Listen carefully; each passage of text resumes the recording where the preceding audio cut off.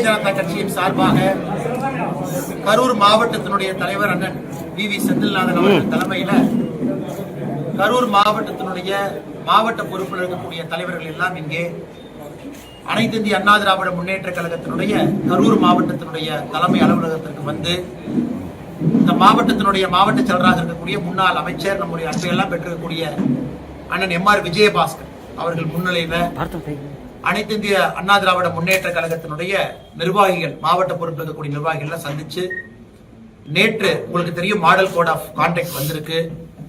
அதற்கு பாரதிய ஜனதா கட்சி கரூர் மாவட்டத்தில் கரூர் சட்டமன்ற தொகுதியில முழு ஒத்துழைப்பையும் கொடுத்து ஜாயிண்ட் கேம்பெயின் இங்க எல்லாம் நம்முடைய நிர்வாகிகள் எல்லாம் ஒன்றாக வர முடியுமோ அதற்கான ஆரம்ப கட்ட ஆயத்த பணிகள் நடந்துகிட்டு இருக்கு. அதை இன்னும் வேகப்படுத்துவதற்காக இன்று வந்திருந்தோம். நமக்கு தெரியும் கரூர் மாவட்டத்தை பொறுத்தவரை எப்பொழுதுமே இதற்கு முன்பு அமைச்சராகவும் இருந்து பதவியில் இருந்தாலும் இல்லாட்டியும் தொடர்ந்து மக்களுக்கு ஒரு சட்டமன்ற உறுப்பினர் செய்யக்கூடிய எல்லா பணியும் அண்ணன் எம்.ஆர். விஜயபாஸ்கர் அவர்கள் தொடர்ந்து செஞ்சுக்கிட்டு வர்றாங்க. நேற்று ஒரு நல்ல விஷயம் நடந்திருக்குன்னா கரூர் மாவட்டத்தில் திரு செந்தில் பாலாஜியினுடைய அட்டூழியமும் அராஜகமும் நேற்றிலிருந்து குறைய வேண்டும் என்று நாங்கள் எதிர்பார்க்கின்றோம். காரணம் நேரடியாக தேர்தல் ஆணையம் கண்ட்ரோல் எடுத்திருக்கிறாங்க.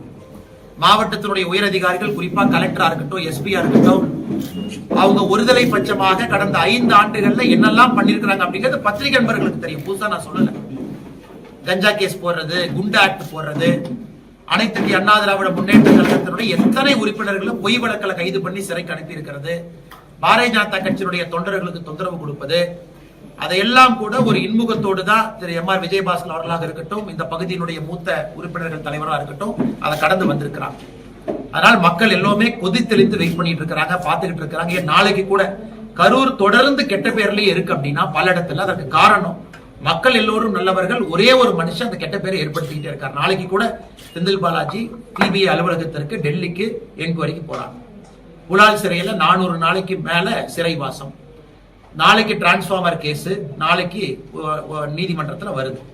தொடர்ந்து ஒரு பிரச்சனையும் கூட கரூர் மக்கள் தலைகுனியும் அளவுக்கு இந்த தொகுதியினுடைய சட்டமன்ற உறுப்பினருடைய நடவடிக்கை இருக்கு. அதனால் அண்ணன் எம்.ஆர். விஜயபாஸ்கர் அவர்கள் கரூர் சட்டமன்ற தொகுதியில் மிக கடுமையான ஒரு பிரச்சாரத்தை மேற்கொண்டிருக்கிறாங்க. மக்களுடைய பேர் ஆதரவை பெற்றிருக்கிறாங்க. தினமும் 7 மணி நேரம் 8 மணி நேரம் நடந்தே மக்களை சந்திச்சுக்கிட்டு இருக்காங்க. பாரதிய ஜனதா கட்சியும் எல்லா இடத்துலயும் பங்கேற்குது. நானும் கரூர் பாரதிய ஜனதா கட்சியினுடைய தொண்டன் என்கின்ற முறையில பல இடத்துல நானும் பங்கேற்க போறோம், தலைவர்களும் பங்கேற்க போறோம். முழுமையாக திரு எம்.ஆர். விஜயபாஸ்கர் அவருடைய கருத்தை கரூர் மாவட்டத்துல கரூர் சட்டமன்ற தொகுதியில வலுப்படுத்த வேண்டும் என்கின்ற ஒற்றை நோக்கில் இன்னைக்கு நிறைய பேசியிருக்கோம். எப்படி அடுத்த கட்டம் எடுத்துட்டு போகணும் அப்படிங்கறத நாங்க முடிவு செஞ்சிருக்கோம். இது உங்களுக்கு நாங்கள் கொடுக்கக்கூடிய முதல் தகவல். அதே நேரத்துல இன்னைக்கு எல்லோருமே கரூர் மாவட்டத்துல தொண்டர்கள் பொதுமக்கள் எல்லோருமே இங்க இருக்கக்கூடிய அரசு நிர்வாகம் நடுநிலைமையா இல்ல, கலெக்டரும் எஸ்பியும் ஒருதலை பட்சமா இருக்கிறாங்க, அவங்க நடுநிலைமையா இல்ல, உடனடியா கரூர் எஸ்பியும் கலெக்டரும் மாத்தணும் அப்படிங்கிற குரல் எல்லா இடத்துலயும் பேச ஆரம்பிச்சுட்டாங்க. இன்னைக்கு தேர்தல் ஆணையம் வெஸ்ட் பெங்காலுடைய சீஃப் செக்ரட்டரியும் டிஜிபியும் மாத்திருக்கிறாங்க. அதே போல கரூரிலும் தமிழ்நாட்டிலும் எந்த அதிகாரிகள்லாம் தங்களுடைய பதவியை தவறா பயன்படுத்தி இந்த மணல் கடத்தவங்களுக்கு உடந்தையா, இன்னைக்கு கூட போய் பாருங்க, பட்டி அடைப்பதை போல கரூர்ல 60க்கும் மேற்பட்ட இடத்துல பட்டி பட்டியா போட்டிருக்கிறாங்க. பட்டிக்கு வெளியே சும்மா முத்து மெஸ் அந்த மெஸ்ன்னு பேர் எழுதி பொங்கல் 10 ரூபா வடை 5 ரூபான்னு எழுதி மக்களை அடைத்து வைப்பதற்கான எல்லா முயற்சியும் இப்ப எடுக்க ஆரம்பிச்சிட்டாங்க. அதையும் அண்ணன் எம்.ஆர். விஜயபாஸ்கர் அவர்கள் தேர்தல் ஆணையத்துக்கு நேரடியாக கொண்டு போயிருக்காங்க. கரூர் மாவட்டத்தினுடைய பாரதிய ஜனதா கட்சி தலைவர் செந்தில்நாதன் அவர்கள் தேர்தல் ஆணையத்துக்கு நேரடியாக கொண்டு போயிருக்கிறாங்க. அதையும் நாங்கள் பார்க்கின்றோம். தேர்தல் ஆணையம் நடுநிலைமையா இருக்கணும், உடனடியாக ஆக்ஷன் எடுக்கணும். கரூர் மாவட்டத்தில் 230 சட்டமன்ற தொகுதிக்கு ஒரு விதினா கரூர்ல இருக்கக்கூடிய 4க்கும் ஒரு தனி விதி என்று எம்ஆர்வி என்ன பல இடத்துல சொன்னது போல நேர்மையான தேர்தல் நடத்துவதற்கு நடுநிலையான நேர்மையான அதிகாரிகளை தேர்தல் ஆணையம் உடனடியாக கொண்டு வரணும் அப்படிங்கிற கோரிக்கையும் இருக்கு. அதையும் நாங்க வலியுறுத்த போறோம். எங்களுடைய மாநில தலைவர் நயினார் நாகேந்திரன் அவர்களாக இருக்கட்டும், நம்முடைய முதலமைச்சர் வேட்பாளர் முன்னாள் முதலமைச்சர் மரியாதைக்குரிய அண்ணன் எடப்பாடி பழனிசாமி அவர்களாக இருக்கட்டும், அவங்க மூலமாகவும் நாங்க வலியுறுத்த போறோம். இதெல்லாம் பத்திரிகையாளர் சந்திப்புல ஆரம்ப கட்ட கருத்துக்களாக உங்களுக்கு சொல்றோம். அதை தாண்டி உங்களுக்கு கேள்விகள் இருக்கும்னா பதில் சொல்றோம். ஆனா எங்களுக்கு கரூர் மாவட்டத்தை பொறுத்தவரை அதற்கு தலைவர்கள் இருக்கிறாங்கன்னா அவங்க பேசி முடிவெடுப்பாங்க. இன்னைக்கு நாம் இங்கே வந்திருப்பது கரூர் மாவட்டம், எனது அனைத்து இந்திய அண்ணா திராவிட முன்னேற்ற கழகம் தலைமையிலான தேசிய ஜனநாயக கூட்டணி. அப்ப நேற்று மாடல் கோட் ஆஃப் கான்டாக்ட் வந்துருச்சு, தேர்தல் ஆணையம் அறிவிச்சிட்டாங்க. நாங்க அனைத்து இந்திய அண்ணா திராவிட முன்னேற்ற கழகத்தினுடைய கட்சி அலுவலகங்களுக்கு சென்று அந்த தலைவர்களை வாழ்த்திவிட்டு எங்களுடைய நிர்வாகிகளை அழைத்து சென்று முழுமையாக தேர்தல் பணிகளை ஈடுபடுத்த வேண்டியது எங்களுடைய பொறுப்பு, எங்களுடைய கடமை. இன்னைக்கு கரூர்ல செஞ்சிருக்கோம். நாளைக்கு கோயம்புத்தூர்ல நம்முடைய தேசிய ஜனநாயக கூட்டணி எல்லோரும் இணைந்து ஒரு பொது ஆர்ப்பாட்டத்தை, குறிப்பாக திராவிட முன்னேற்ற கழகத்தினுடைய ஆட்சியில பெண்களுக்கு எதிராக நடந்திருக்கக்கூடிய வன்கொடுமைகளை மையப்படுத்தி நாளை போராட்டம் நடக்க இருக்கு. அந்த போராட்டத்தில் அண்ணன் வேலுமணி அவர்கள் முன்னிலை வகிக்கிறாங்க, நான் தலைமை தாங்குறேன். அந்த போராட்டமும் கோயம்புத்தூர் நடக்க இருக்கு. கரூர்ல அண்ணன் எம்.ஆர். விஜயபாஸ்கர் அவர்கள் தலைமையில கரூர்ல அந்த போராட்டம் நடக்க இருக்கு. அண்ணன் செந்தில்நாதன் அவர்கள் பங்கேற்கிறாங்க, கூட்டணி கட்சி தலைவர் எல்லாம் பங்கேற்கிறாங்க. ஆனால் நாங்கள் ஒரு கூட்டணியாக கட்டுக்கோப்போடு மிக வலிமையாக களத்தில் இறங்கி பணியாற்றுவோம். 3 முறை பாரத பிரதமர் அவர்கள் தலைமையில தேசிய ஜனநாயக கூட்டணி மீட்டிங் போட்டுருக்கோம். பிஜேபி மீட்டிங் போடலீங்கன்னா தேசிய ஜனநாயக கூட்டணி முதலமைச்சர் வேட்பாளர் அண்ணன் எடப்பாடி பழனிசாமி அவர்களை முன்னிலைப்படுத்தி இந்த கூட்டம் நடந்திருக்கு. ஆனா திமுகவை பாருங்க, அவர்களுக்குள்ள இன்னும் ஒரு ஒருங்கிணைப்பு கிடையாது. அவங்க ஜாயிண்ட் மீட்டிங் கூட போடல. அதனால நாங்க வலிமையா இருக்கு. 20 பேர் கட்சி வந்திருக்கு, 15 கட்சி வந்திருக்கு, 17 கட்சி வந்திருக்குன்னு இன்னைக்கு அறிவாலயம் பக்கம் யாராச்சும் போஸ்ட்மேன் போனா கூட இணைச்சு அவங்களுக்கு ஒரு சீட் கொடுக்குறாங்க. அதை கேட்டா கூட்டணி எண்ணிக்கை கூட்டணி பெருசுங்கிறாங்க. எங்களுக்கு அப்படி இல்லை. வலிமையான களத்துல ஒருங்கிணைப்பாக இருக்கக்கூடிய கூட்டணி. நாளைக்கு தமிழகம் முழுவதும் ஒரு பெரிய ஒரு ஆர்ப்பாட்டம் மக்களுடைய பிரச்சனையை முன்வைத்து மக்கள் ஆதரவோடு நடக்க இருக்கு. கோட் ஆஃப் கான்டக்ட் வந்து 30ஆம் தேதி நோட்டிபிகேஷன், எலெக்ஷன் கமிஷன் நோட்டிபிகேஷன் 30ஆம் தேதி வருதுங்கன்னா அதன் பிறகு ஒரு ரூல்ஸ் இருக்குங்கன்னா, ஏன்னா அன்னைக்கு வேட்பாளர் எல்லாம் வந்துருவாங்க. இன்னைக்கு நீங்க போராட்டம் நடத்துவதற்கோ ஆர்ப்பாட்டம் நடத்துவதற்கோ எந்த பிரச்சனையும் கிடையாது. தேர்தல் ஆணையம் சொல்லியிருக்காங்க 24 மணி நேரம் முன்னாடி சிவிஜில் ஆப்ல போடணும்லாம் சொல்லியிருக்காங்க. அதையெல்லாம் முறைப்படி நாங்க பின்பற்றி இருக்கிறோம். அதுவும் இது வந்து தேர்தல் அறிவிப்பதற்கு முன்பாகவே வந்தனால மாவட்ட ஆட்சியர்கிட்ட அனுமதியும் வாங்கித்தான் அந்த ஆர்ப்பாட்டம் நடக்குது. அதனால் நாளை நடக்கக்கூடிய ஆர்ப்பாட்டம் சென்னையில மரியாதைக்குரிய அனைத்து இந்திய அண்ணா திராவிட முன்னேற்ற கழகத்தினுடைய பொதுச் செயலாளர், எங்களுடைய முதலமைச்சர் வேட்பாளர், முன்னாள் முதலமைச்சர் மரியாதைக்குரிய அண்ணன் எடப்பாடி பழனிசாமி அவர்கள் தலைமை தாங்கி நடத்துறாங்க. நயினார் நாகேந்திரன் மதுரையில, பாரதிய ஜனதா கட்சி சார்பாகவே வானதி சீனிவாசன் அக்கா திருப்பூர்ல, தமிழிசை சவுந்தரராஜன் அக்கா திருநெல்வேலியில, அண்ணன் டிடிவி தினகரன் அவர்கள், அண்ணன் அன்புமணி ராமதாஸ் அவர்கள், அண்ணன் ஜி.கே. வாசன் அவர்கள் எல்லோருமே ஒரு பகுதியில் தலைமை தாங்கி இதை நடத்துறாங்க. முறையாக அனுமதி வாங்கி இருக்கிறோம். நாளைக்கு எல்லா இடத்திலும் தலைவர்கள் இதை செய்யும் பொழுது ஒரு பெரும் எழுச்சி வரை மக்கள் போராட்டத்தை தான் முன்வைக்க போறோம். ஆனா ஈரான் வந்து தொடர்ந்து நமக்கு இந்தியாவுக்கு ஆதரவு தெரிவிக்கிற நாடு. ஆனா வந்து இப்போ வந்து அமெரிக்கா ஈரான் மேல சண்டை நடந்துட்டு இருக்கு, வாரம் நடந்துட்டு இருக்கு. இந்த நிலையில வந்து நம்ம அமெரிக்காவுக்கு எதிரான ஒரு குரலை எழுப்பலன்னு சொல்லி, ஆனா அந்த உலக அரசியலை பொறுத்தவரை ஒரு நாடும் அவர்களுக்கு எது முதன்மையானது என்று பார்ப்பாங்கன்னா, நமக்கு ஈரானும் நண்பர் தான், அமெரிக்காவும் நண்பர் தான். பிரதமர் அவர்கள் ஈரானுடைய அதிபரோடு பேசியிருக்கிறாங்க. ஏன்னா சுப்ரீம் கவுன்சில் லீடர் அவங்க இறந்த பிறகு புதுசா ஒருத்தர் போட்டிருக்காங்க. ஈரான் அதிபர்கிட்ட நம்முடைய பிரதமர் பேசியிருக்காங்க. ஈரானுடைய வெளியுறவுத்துறை அமைச்சர்கிட்ட நம்முடைய வெளியுறவுத்துறை அமைச்சர் பேசியிருக்கிறாங்க. எனக்கு ஈரான் வந்து இந்தியா பிளாக்ல இருக்கக்கூடிய ஆயில் டேங்கர் அலோவ் பண்றாங்க. நேத்துல இருந்து ஆயில் டேங்கர்லாம் வர ஆரம்பிச்சிருச்சு. அதனால எந்தவித பிரச்சனையும் நம்ம பார்க்கல. ஏன்னா உக்ரைன் ரஷ்யா சண்டை போடும் பொழுதும் கூட நாம் எடுத்த ஸ்டாண்டு உலக நாடுகள் எல்லாரும் பாராட்டினாங்க. இன்னைக்கும் ஈரானை பொறுத்தவரை அமைதி வேண்டும் என்று பிரதமர் சொல்லி இருக்கின்றார்கள். இந்த காங்கிரஸ்காரங்க தேவையில்லாம, இன்னைக்கு காங்கிரஸ்காரங்க கரூர்லயும் பார்த்தோம், கேஸ் சிலிண்டரை வைத்து ஆர்ப்பாட்டம் பண்ணக்கூடிய ஒரு காங்கிரஸ்காரங்க வீட்டுல கேஸ் சிலிண்டர் இல்லைன்னு யாராவது சொன்னாங்களா? எல்லா காங்கிரஸ் கட்சியாக இருந்தாலும் எல்பிஜி புக் பண்ணி 2.5 days டெலிவரி வந்துடும் மேக்சிமம். ரூரலுக்கும் அர்பனுக்கும் வேற டைம் கொடுத்திருக்கோம். யாருக்கும் தட்டுப்பாடு கிடையாது. கமர்ஷியல் சிலிண்டர் 2 நாள் இருந்த பிரச்சனையும் இன்னைக்கு சரியாயிருச்சு. நீங்க ஹோட்டல் போய் பாருங்க, எந்த ஹோட்டல்லையும் பிரச்சனை இல்லை. அதனால இல்லாத பிரச்சனை, அவங்க 5 ஆண்டு காலமாக செய்திருக்கக்கூடிய சாதனையை சொல்ல தெரியாம பொய்யான விஷயத்தை சொல்லி பிரச்சாரம் பண்றாங்க. அதுவும் தோற்றுவிட்டது. தேர்தல் ஆணையம் தமிழக அளவுல அங்கங்க சிறப்பா செயல்பட்டு, கரூர் மாவட்டம் மட்டும் பிரச்சனை. ஆனா கரெக்டுங்கன்னா அது வந்து எம்.ஆர். விஜயபாஸ்கர் அண்ணனை பொறுத்தவரை இன்னைக்கு நீங்க பாருங்க, எங்கேயும் இல்லாத அநியாயத்தை ஒரு படம் பிடிச்சு காட்டுறாரு.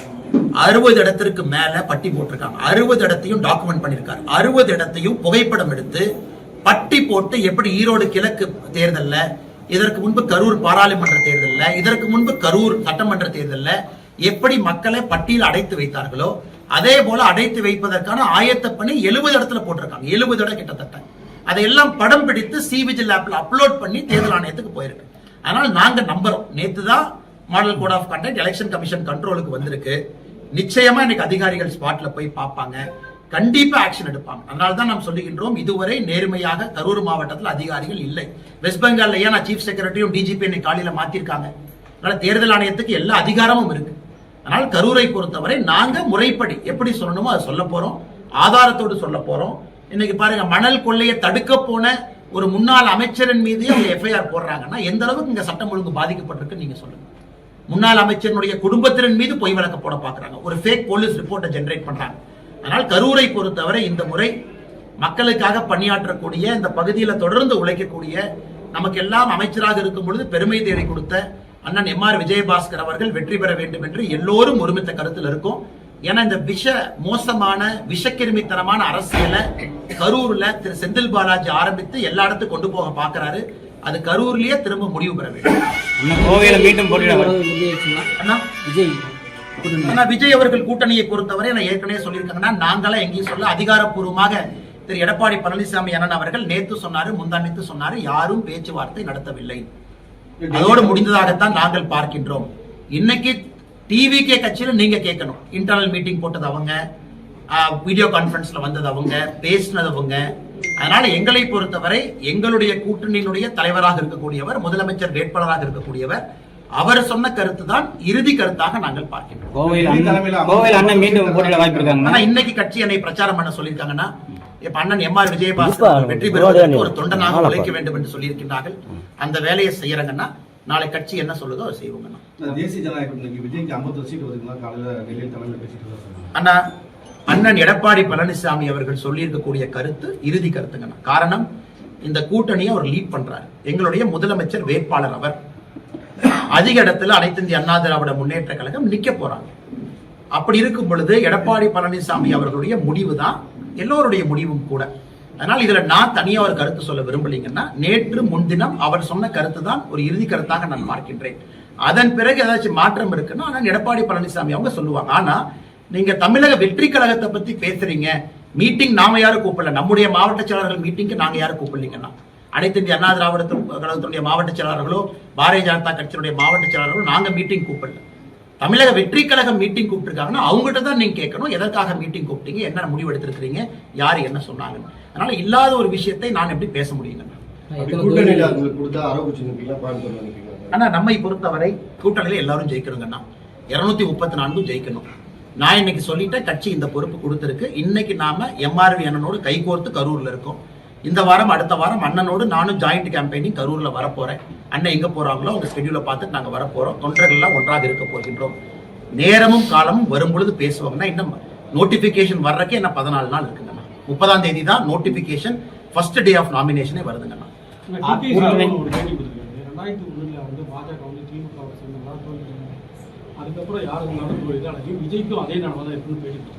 அண்ணன் பேட்டி பார்த்தாங்கன்னா அண்ணன் அப்படி சொல்லிங்கன்னா, அதாவது திரு டிடிவி அண்ணனுடைய கருத்து என்னன்னா,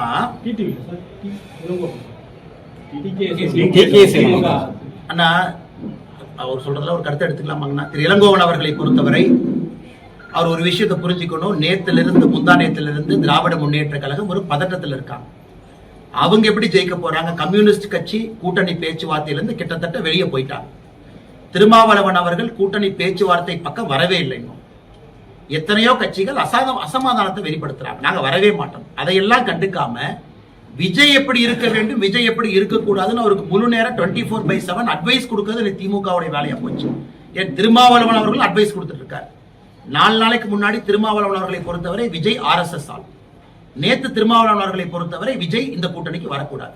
அப்ப ஏதோ ஒரு முடிவெடுத்து திருமாவளவனை சொல்லட்டும். அது எப்படி 4 நாளைக்கு முன்பு RSS உறுப்பினராக இருக்கக்கூடிய விஜய் திருமாவளவனை பொறுத்தவரை எப்படி நேத்து வரக்கூடாதுன்னு ஒரு சொல்லுவாரு. அதனால எனக்கு தெரியலீங்கன்னா, தேவையில்லாத கருத்துக்களை வைக்கிறாங்க. அதுல திரு இளங்கோவன் அவர்களுடைய கருத்தும் அந்த கருத்துல சேர்த்துதான் நாங்க பாக்குறோம்.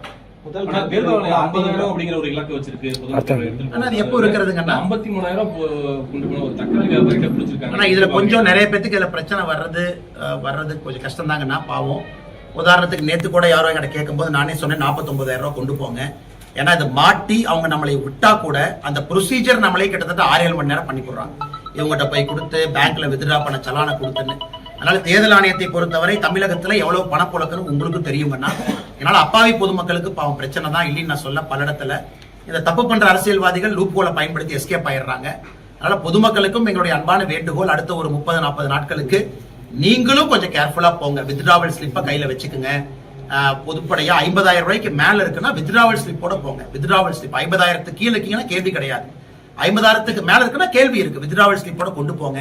ஏன்னா அவங்க அந்த ப்ரொசீஜர்னு மாட்டிக்கிட்டோம்னா 3-4 மணி நேரம் ஆயிரத்து பணத்தை வெளியே கொண்டு வர்றதுக்கு. நிறைய பேர் இந்த குறிப்பா கரூர் பகுதியில் ஆட்டு வியாபாரம் பண்றவங்க, ஆடு வைக்கிறவங்க, நீங்க சொன்ன மாதிரி தக்காளி வியாபாரம் பண்றவங்க, பலசரக்கு கடை வச்சிருக்கவங்க 1 லட்சம் 2 லட்சம் 5 லட்சம் இன்னைக்கு சாதாரணமா கொண்டு போறாங்க வியாபாரிகள். அதனால் கொஞ்சம் நீங்க அந்த நேரத்துல கொஞ்சம் கவனத்தோடு போங்க. ஏன்னா அது தேர்தல் ஆணையம் மாநில அரசை தாண்டி இருக்கக்கூடியது. மாட்டிக்கிட்டோம்னா ப்ரொசீஜர்ல எல்லாத்துக்கும் பிரச்சனை தான் அப்படிங்கிற தாழ்மையான கருத்தையும் இந்த நேரத்தில் பதிவு செய்யணும். கரூர் எம்பி ஜோதிமணி என்ன சொல்றாங்கன்னா, பாஜக கைப்பாவை தேர்தல் ஆணையம் செயல்படுத்தணும். பாஜக கைப்பாவியாங்கன்னா தேர்தல் அவங்க சொல்ற கருத்துக்கு நான் எடுத்துக்கிறேன். 2021 எம்சிசிக்கு வந்ததுக்கும் ஓட்டு போற நாளுக்கும் 36 நாள். என்னைக்கு தேர்தல் அறிவிச்சாங்களோ அன்னையிலிருந்து ஓட்டு போற நாள் 36 நாள். நேற்று தேர்தல் அறிவித்ததற்கும் ஓட்டு போடுற நாளுக்கும் 36 நாள். சோ எந்த மாற்றம் இல்லையே. 2021 அறிவிச்ச அதே 36 நாள் தான் கொடுத்திருக்கிறாங்க. புதுச்சேரி வேறு மாநிலத்திற்கு அவங்க சிஆர்பிஎஃப் போர்ஸை மூவ் பண்ணணும். வெஸ்ட் பெங்கால் 7 ஃபேஸ் இருந்த வெஸ்ட் பெங்கால் 2 ஃபேஸா மாறி இருக்கு. அது இந்தியால பாராட்டப்பட வேண்டிய ஒரு விஷயம். திரிணாமுல் காங்கிரஸ் தான் 2 ஃபேஸ் கேட்டாங்க, பாரதிய ஜனதா கட்சியும் 2 ஃபேஸ் கேட்டாங்க. தலைமை தேர்தல் ஆணையர் கால்கட்டா போயிருந்த பொழுது மம்தா பானர்ஜி அவர்கள் கட்சியிலேயே வந்து 2 ஃபேஸ் தான் கேட்டாங்க. பாரதிய ஜனதா கட்சியும் 2 ஃபேஸ் கேட்டுச்சு. அதனால எல்லோருக்கும் சந்தோஷம். வெஸ்ட் பெங்காலை பொறுத்த வரைக்கும் 2 ஃபேஸ். இந்த ஜோதிமணி அவர்களுக்கு என்ன பிரச்சனை? ஏன் பதட்டப்படுறாங்க? ஏன் பயப்படுறாங்க? ஏன் தேர்தலுடைய தோல்வி பயம் இப்பவே அவங்களுக்கு தெரியுது. அதனால் தமிழகத்தை பொறுத்தவரை போன முறை கொடுத்த அதே 36 நாள் இந்த முறையும் கொடுத்திருக்கிறாங்க. போன முறையும் நமக்கு 13-14 நாள் கேப் இருந்துச்சு நோட்டிபிகேஷனுக்கு. இந்த முறையும் 13-14 நாள் இருக்கு. எந்த தவறும் இல்லையே. தேர்தல் ஆணையத்தை பொறுத்தவரை எல்லோருக்குமே தெரியும்.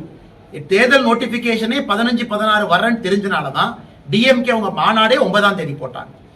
நாங்களும் எங்களுடைய மாநாடு 11ஆம் தேதி போட்டோம்.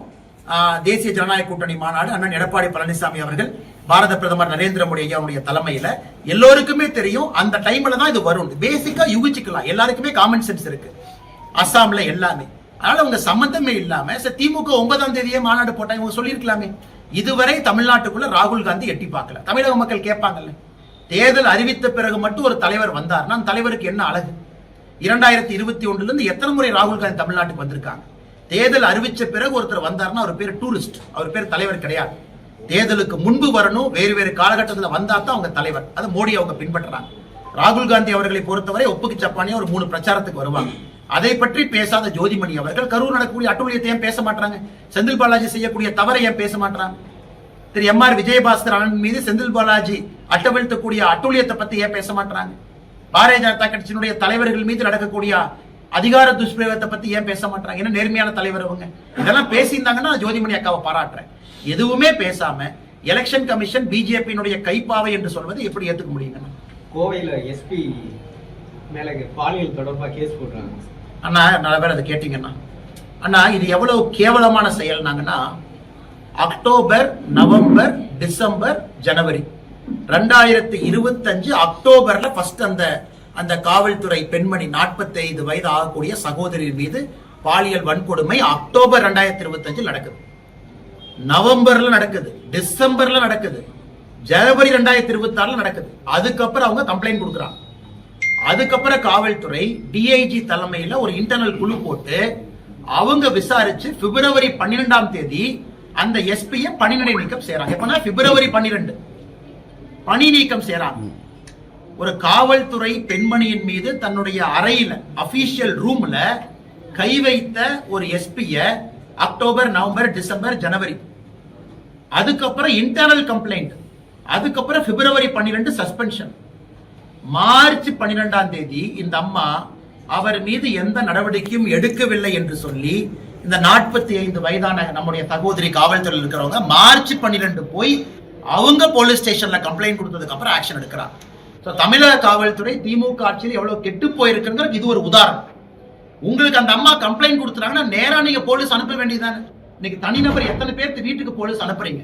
கரூர்ல செந்தில் பாலாஜி மாதிரி ஒரு ஆள் அதிமுக யாராச்சும் தும்புனா, திமுக பாஜக யாராச்சும் தும்புனா வீட்டுக்கு போலீஸ் வர்றாங்க. அக்டோபர்ல அனுப்பல, நவம்பர்ல அனுப்பல, டிசம்பர்ல அனுப்பல, ஜனவரியில் அனுப்பல. பிப்ரவரி 12ஆம் தேதி அவர் மீது குற்றம் நிரூபணம் ஆயிருச்சு. அவரை சஸ்பெண்ட் பண்ணும் டிஐஜி இன்டர்னல் ரிப்போர்ட் கொடுத்து சஸ்பெண்ட் பண்றாங்க. அப்பவும் போலீஸ் அனுப்பல. அப்ப பிப்ரவரி ஃபுல் எஸ்கேப் ஆனவர் மார்ச் 12ஆம் தேதி தான் கைது பண்றாங்க. 12ஆம் தேதிக்கு மேலேனா காவல்துறை எப்படி கெட்டு போயிருக்கிறது திமுகவினுடைய ஆட்சியில் ஒரு சாட்சி. அதனால் சம்பந்தப்பட்ட உயரதிகாரிகள் மீது நடவடிக்கை எடுக்கணும் அப்படிங்கிறது எங்களுடைய வாதம். இதுல யாரெல்லாம் இன்ஃபர்மேஷன் தெரிஞ்சு ஆக்ஷன் எடுக்காம வெறும் ப்ரொசீஜரல் சஸ்பென்ஷன் போனாங்களோ அவர்களின் மீதும் தவறு இருக்கு. உங்க போலீஸ் இலாக்கால இருக்கக்கூடிய ஒரு பெண்மணியை உங்களால ப்ரொடெக்ட் பண்ண முடியலன்னா சாதாரண பொதுமக்கள் எங்க நீங்க ப்ரொடெக்ட் பண்ண போறீங்க? இதெல்லாம் தமிழக மக்களுக்கு சொல்லவே இல்லைங்கண்ணா. ஏதோ அந்த அம்மா காவல்துறைக்கு போனாங்க, கம்ப்ளைண்ட் கொடுத்தாங்க, ஆக்ஷன் எடுத்தாங்க. யாருக்குமே தெரியாது அக்டோபர்ல நடந்த பாலியல் வன்கொடுமைய அந்த அம்மா ஜனவரியில கம்ப்ளைண்ட் கொடுத்தாங்க. அது பிப்ரவரியில நிரூபணம் ஆகியும் கூட நடவடிக்கை எடுக்காம அந்த எஸ்பிய தமிழ்நாடு அரசு காப்பாத்தி இருக்கு. ஏன்னா இந்த துறையினுடைய அமைச்சராக இருக்கக்கூடிய உள்துறை அமைச்சராக இருக்கக்கூடிய ஸ்டாலினுக்கு இதெல்லாம் தெரியாதாங்கண்ணா. ஸ்டாலின் ஐயாக்கு இதெல்லாம் பொதுமக்கள் பார்க்கணும். இது போன்ற பல காரணங்களுக்காக தேசிய ஜனநாயக கூட்டணிக்கு நீங்கள் வாக்களிக்க வேண்டும் என்கின்ற அன்பான வேண்டுகோளை இந்த நேரத்தில் வைக்கிறேன். முன்னாள் சட்டமன்ற உறுப்பினர் செந்தில் பாலாஜி சொல்லியிருக்காரு, இந்த 41 பேர் உயிரிழந்த எனக்கு மட்டும் சம்மன் அனுப்பியிருக்காங்க. அந்த நேரத்துல அனைத்து கட்சி நிர்வாகிகள் முக்கிய நிர்வாகிகள் பார்த்தாங்க, அவங்களுக்கு அனுப்ப. கரூர்ல நான் உண்மையை சொல்றேங்க, 41 அப்பாவி பொதுமக்கள் இறந்த பிறகு கரூர் மாவட்டத்தினுடைய மருத்துவமனைக்கு எந்த விளம்பரமும் ஆடம்பரமும் செய்யாம முதல்ல உதவிக்கு போனவர் என் பக்கத்துல எம்ஆர் விஜயபாஸ்கர் உட்கார்ந்துருக்கார். அவர் ஆபீஸ்ல இருந்து பேசுறதுக்காக நான் சொல்றேன். உடனடியா போன பாரதிய ஜனதா கட்சியினுடைய தலைவர் தொண்டர்கள் இங்க இருக்கிறார். உடனடியா போனவர் செந்தில் பாலாஜி எப்படி வந்தாரு? 10 ஆம்புலன்ஸ் எடுத்துக்கிட்டு திமுக மருத்துவ அணி அப்படின்னு போஸ்ட் அடிச்சு ஒட்டிக்கிட்டு வந்து போட்டோ எடுத்து ஹாஸ்பிட்டல் போறதெல்லாம் லைவ் கவரேஜ் பண்ணி நடக்க நான் தான் ஃபர்ஸ்ட் போனேன்னு சொல்லி விடிய முதலமைச்சரை கூட்டிட்டு வந்து இன்னைக்கு நீங்க பாருங்க, தூத்துக்குடி விளாத்தி குளத்துல அந்த சகோதரியினுடைய போஸ்ட்மார்ட்டம் ரிப்போர்ட் இன்னும் நமக்கு வரல. இந்த போஸ்ட்மார்ட்டம் பண்ணாங்க, முழுசா பண்ணல, எப்படி பண்ணல, இப்படி பண்ணல, இன்னும் வரல. ஆனா ஒரே நாள்ல நள்ளிரவுல அண்ணன் எடப்பாடி பழனிசாமி அவர்கள் காலையில எம்ஆர் விஜயபாஸ்கர் அவர்கள் காலையில கூட்டிட்டு வர்றாங்க. கொஞ்ச நேரத்துல செந்தில்நாதன் அண்ணன் என்னை கூட்டிட்டு வர்றாங்க. அதுக்கு முன்னாடி ஒருத்தருடைய சடலம் இருக்கக்கூடாது என்பதற்காக விடிய உடல் கூராய்வு செய்து 3:30 மணி 4 மணிக்கு எல்லாத்தையும் கூட்டிட்டு போயிட்டு துபாயில இருந்து பிரைவேட் ஜெட்ல உதயநிதி வந்தார். உதயநிதி எங்க இருந்து வந்தாருன்னா துபாயில இருந்து பிரைவேட் ஜெட்ல வந்தார். திரும்ப அதே பிரைவேட் ஜெட்ல துபாய்க்கு போனார். இதெல்லாம் பார்த்தா நமக்கு சந்தேகம் வரலையாங்கன்னா, எந்த ஒரு போலீஸ்மேன், ஒரு காமன் சென்ஸ் இருக்கக்கூடிய ஒரு போலீஸ் அதிகாரி, கொஞ்சம் கிரைம் நாலேஜ் இருக்கக்கூடிய போலீஸ் அதிகாரி, காமன் சென்ஸ் இருக்கிறவங்களுக்கு சந்தேகம் வராதாங்கன்னா, எங்கேயாச்சும் விஜயபாஸ்கர் அண்ணன் போய் நான் தான் ஃபர்ஸ்ட் போனேன், நான் தான் பண்ணேன் அப்படின்னு சொன்னாரா? காப்பாற்றுவதற்காக இவர்கள் எல்லாம் பாடுபட்ட பொழுது விளம்பரம் செய்து கொண்டிருந்த செந்தில் பாலாஜி, சரி 10 ரூபாய் பாலாஜி என்று சொன்ன பிறகு செருப்பு எங்கிருந்து வந்துச்சு? கரூர்ல தானே வந்துச்சு. அதன் பிறகு செந்தில் பாலாஜினுடைய நடவடிக்கை முன்னும் பின்பும். இவங்க போய் எனக்கு பர்மிஷன் கேட்கிறாங்க, விஜய் அவங்க கட்சியில சம்பந்தம் இல்லாத இடத்துல இங்க வந்து கொடுக்கறாங்க. அதுல திமுகவுடைய முன்னாள் அமைச்சருக்கு சம்பந்தம் இல்லைன்னு நினைக்கிறீங்களா? அதனால செந்தில் பாலாஜி அவர்களை கண்டிப்பா சிபிஐ விசாரணை பண்ணணும். நாளைக்கு போறாரு. ஆனா ஒரு வாரமா பதறிட்டு இருக்காரு, எனக்கு தெரியல. ஒரு வாரமா ரொம்ப பதறாரு. பத்திரிகையாளர் நீங்க கேள்வி கேட்டா சலன் உங்க மேல பாயறாரு. நீங்க ஏதாச்சும் இந்த மாதிரி கேள்வி கேட்டா மூஞ்சி ஒரு மாதிரி வச்சுக்கிறாரு. அதனால சிபிஐ விசாரணைக்கு போயிட்டு வரட்டும், உண்மை வெளியே வரட்டும். முதல் கருத்து கணிப்பு அதிமுக வெற்றி பெறும். ஆனா சரியான கருத்து கணிப்பு. ஏன்னா அந்த மேட்ரிஸ் போல் அவங்க பீகார்ல ரொம்ப அக்யூரேட்டா ப்ரெடிக்ட் பண்ணாங்க. ஆனா பீகார் எலெக்ஷனை பொறுத்த வரைக்கும் ப்ரெடிக்ட் பண்ணவங்க எல்லாமே தவறு. ஆனா பீகார்ல லேண்ட்ஸ்லைடு வின். சோ இவங்க நமக்கு 160 to 175 அப்படின்னு அந்த மேட்ரிஸ் போல் பீகார்ல என்டிஏ கொடுத்தாங்க. இன்னைக்கு அவர்களுடைய கருத்து கணிப்பு, ஆனா இது ஒரு ட்ரெண்ட் தான், இது ஒரு இண்டிகேட்டர் தான். அதிமுகவிற்கு என்டிஏவுக்கு எல்லோரும் சேர்ந்த கூட்டணிக்கு 114 இருந்து 127 கொடுத்துட்டாங்கன்னா அது ட்ரெண்ட், அப்வர்ட் ட்ரெண்டா கொடுத்துருக்காங்க. அதனால நிச்சயமாக நம்பர் இன்னும் மேலதான் போய் முடியுங்கன்னா, ஏன்னா இந்த கருத்து கணிப்பு நிச்சயமான, இதுக்கு முன்னாடி சொன்னீங்க சி ஓட்டர் சர்வே, முதலமைச்சர் இந்தியனுடைய சர்வேக்கு போனாங்க. இப்ப விஜயபாஸ்கர் கூட மேல கூட்டத்தில் பேசினாங்க, இந்த பாதி சர்வேவை நம்பாதீங்க. சி ஓட்டர் சர்வே, முதலமைச்சர் ஸ்டாலின் ஐயா சொல்றாரு, சி ஓட்டர் பாத்தீங்களா, நமக்கு 45% கொடுத்திருக்காங்க பாத்தீங்களா. சி ஓட்டர்ல மொத்தமா பங்கேற்றவங்களே 5000 பேர். தமிழ்நாட்டுல 5,65,00,000 பேர் இருக்கக்கூடிய ஒரு தமிழகத்துல 5000 பேர்த்த சர்வே எடுத்து சி ஓட்டர் போடுறான் இந்திய டுடேல. அது ஒரு சர்வே நம்பிக்கிட்டு ஸ்டாலின் ஐயா அதை போய் உட்கார்ந்து இந்தியனுடைய கான்க்ளேவ்ல பேசுறாரு. 5000 பேர் கொடுத்தா, அதுல பாதி பேர் ஆன்லைன்ல கொடுத்தான். அதனால் தமிழகத்துல இன்னைக்கு வந்திருக்கக்கூடிய சர்வே ஒரு நம்பகத்தன்மை வாய்ந்தது. காரணம், இதற்கு முந்தைய சர்வே வந்த மாதிரி இது ஒரு ட்ரெண்ட் மட்டும்தான். இது கண்டிப்பா ஒரு அப்வர்ட்ல போய் தான் நிற்கும். இது ஒரு ட்ரெண்ட், மேல போகுதுன்னு காட்டுது. நிச்சயமா ஒரு மிகப்பெரிய வெற்றி நமக்கு கிடைக்கும். அதனுடைய ஆரம்ப கட்ட சர்வேவாகத்தான்